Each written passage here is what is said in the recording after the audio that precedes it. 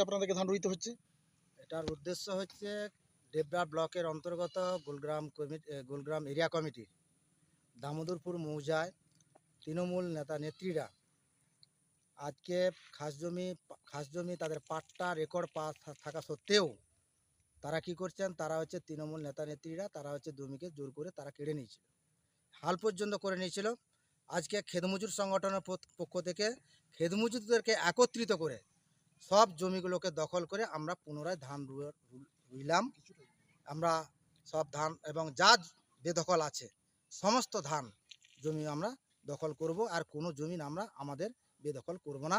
আমরা এই অঙ্গীকার এবং আমরা প্রতিশ্রুতি নিলাম। আজ থেকে কোনো আমাদের তৃণমূলের এবং বিজেপির কোনো আমরা ফাঁদে পা নয়।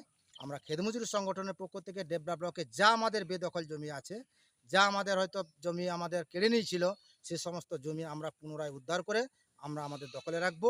আমরা সেই অঙ্গীকারবদ্ধ হলাম।